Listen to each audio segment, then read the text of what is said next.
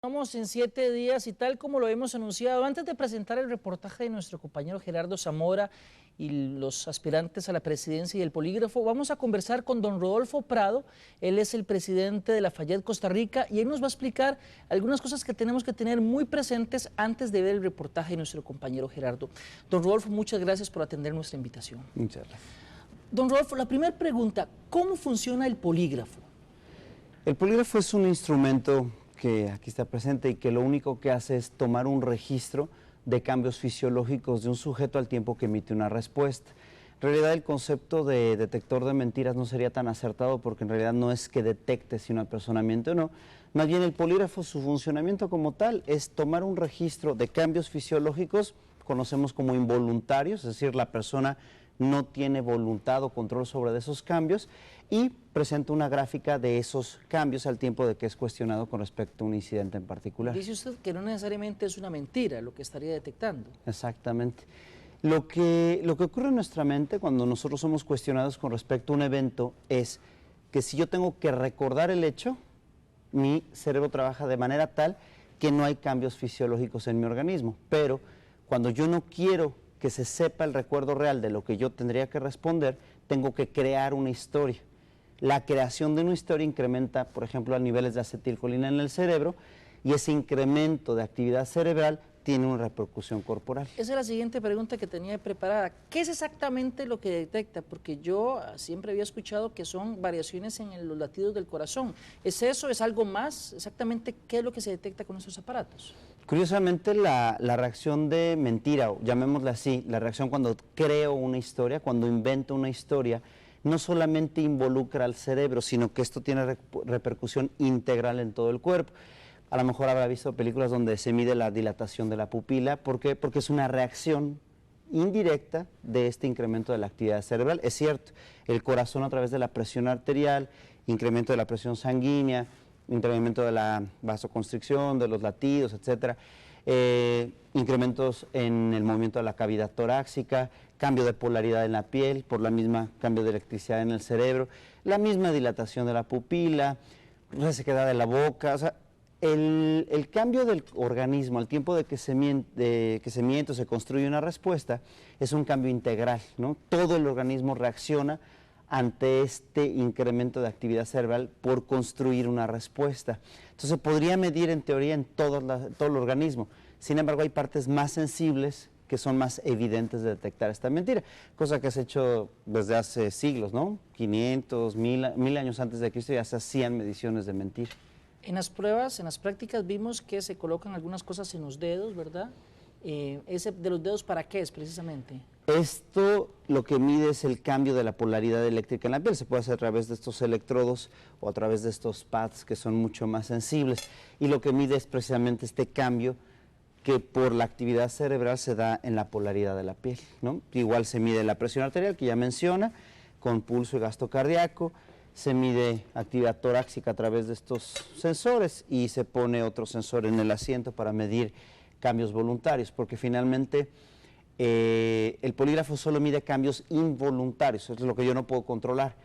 Pero si la persona deliberadamente quiere generar ciertos cambios, bueno, hay un sensor que permite medir aquel intento deliberado de manipulación. Resumiendo, lo que hemos llevado hasta el momento en esta conversación es que cuando una persona construye una historia, cuando no está recordando algo, sino que cuando la construye, está pensando decir algo que no ha vivido o que no le consta directamente, entonces se detectan esos cambios que usted mencionaba, en la presión sanguínea, en el corazón y las otras que mencionaba también. Me parece muy claro, la alteración de la realidad es una construcción finalmente, porque la realidad es una.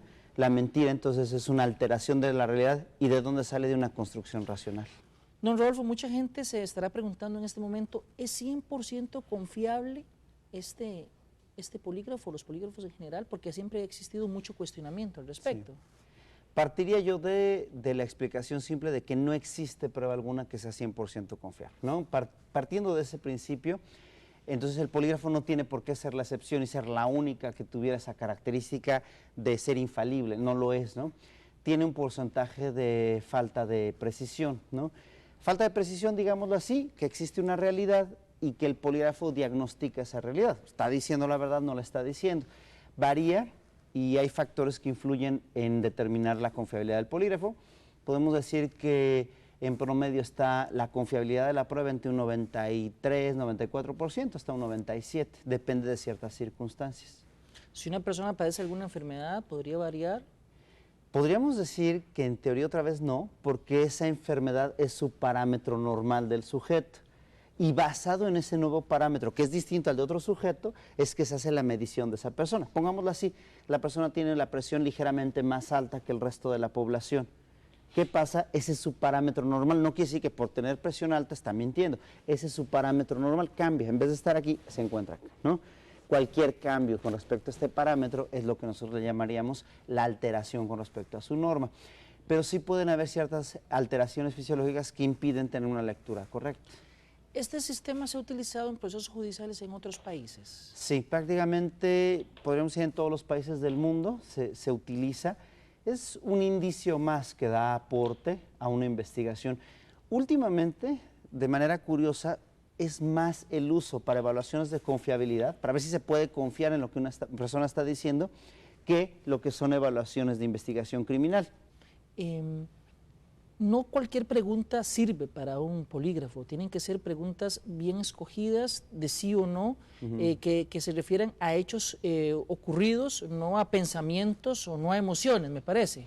Sí, es un error y la gran mayoría de la gente llega a suponer que el polígrafo es una especie de lector de mentes o una especie de lector del futuro, ¿no? Es decir, yo puedo saber, tú harías tal cosa, bueno, nadie lo sabe, no se puede leer el futuro, no se puede adivinar el futuro. Solo puedo saber si la persona cuando dice sí o no, lo hace recordando un evento y transmitiendo ese recuerdo tal cual ocurrió o alterando ese recuerdo y por lo tanto construyendo un discurso conveniente. ¿Por qué? Pues por temor a ser descubierto, por temor a las consecuencias, etcétera, ¿no? Entonces, sí es un error bien grave pensar que el polígrafo, primero, puede leer la mente y segundo, puede adivinar el futuro. Nadie sabe qué va a pasar en el futuro, ¿no? Una ocasión me pedían preguntarle a una escolta, si tu protegido estuviera en peligro, ¿arriesgarías tu vida para salvarlo? Él puede responder que sí en ese momento y eso no es una certeza, no es una verdad absoluta. Puede ser su opinión en ese momento de la que está convencido, pero eso no lo convierte en una verdad o una mentira. ¿Solo sobre hechos pasados o concretos? Nada. Eventos tangibles, concretos, algo que fue grabado en la mente del sujeto como un hecho que ocurrió. No cosas futuras ni sentimientos. Sentimientos es muy complejo porque los sentimientos a veces es muy difícil de describir. Por ejemplo, si yo le pregunto a alguien, ¿eres agresivo? ¿Qué va a pasar con ese sujeto? ¿Agresivo con respecto a qué? ¿O cómo mides la agresión? ¿O qué? ¿Del 0 al 5 es agresivo normal y del 5 al 10 es muy agresivo? Es bien difícil catalogar afectos o sentimientos que pudieran tener una connotación de realidad. Es más bien una interpretación. Podría yo decir que los sentimientos es el problema por la interpretación que se da de un concepto. No por el hecho, sino por cómo interpretamos cada uno de nosotros un afecto, un sentimiento. Don Rodolfo, muchísimas gracias por acompañarnos esta noche y explicarnos un poco algunos elementos importantes para entender en el contexto el reportaje que vamos a ver después de la pausa con nuestro compañero Gerardo Zamora. Muchas gracias. Muchas gracias. Bien, como les decía, vamos a ir a una pausa comercial y al regresar el reportaje de nuestro compañero Gerardo Zamora. Ya volvemos. Sí. Sí, ¿cómo no? Totalmente, claro que sí. Absolutamente sí. ¿Quiénes finalmente se sometieron voluntariamente al polígrafo? Ya volvemos con los detalles.